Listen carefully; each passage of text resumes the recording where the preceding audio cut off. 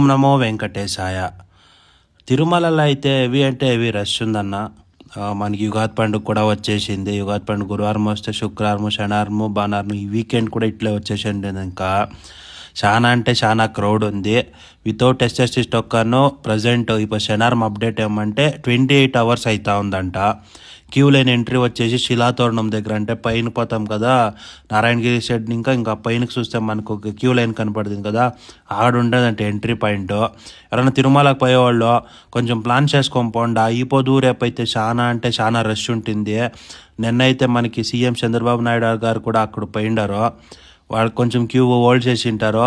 ఆ క్యూని కూడాను ఈ పొద్దుకైతే దర్శనం చేస్తారు. ఈ పొద్దు వచ్చిన వాళ్ళని రేపు ఈవినింగ్కి అయితే దర్శనం అవుతుంది. చూసుకొని తిరుమలకు పోండా. ఒగాడవది లోపల బిడ్లుంటే నేను ఇంకొక వీడియోలో చెప్పాను, అట్లా చేసుకోండి. ఆ ఊరికి ఆ క్యూ లైన్ పోదండ.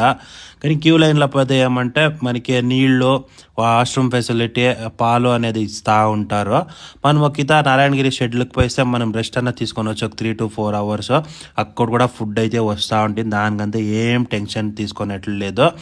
బెస్ట్ ఏమంటే టీటీడీలో washrooms, basic facilities, washrooms, water, food, పాలు ఇవైతే ప్రొవైడ్ చేస్తూనే ఉంటారు. ఆడాడ నారాయణగిరి షెడ్కి పోయిస్తే కొంచెం రెస్ట్ తీసుకొని వచ్చంటే తిరుమలకు పోయే వాళ్ళందరూ ఈ వీడియోకి అందరూ షేర్ చేయండి. ప్లాన్ చేసుకొని పోండా. నెమ్మదిగా స్వామివారి దర్శనం చేసుకొని ఆ లడ్డు తీసుకొని ఇంట్లో వచ్చి నెమ్మదిగా తినేసి పనుకోండా. ఇక్కడి వరకు నా వీడియో చూసినానికి థ్యాంక్ యూ సో మచ్. ఓం నమో వెంకటేశాయ.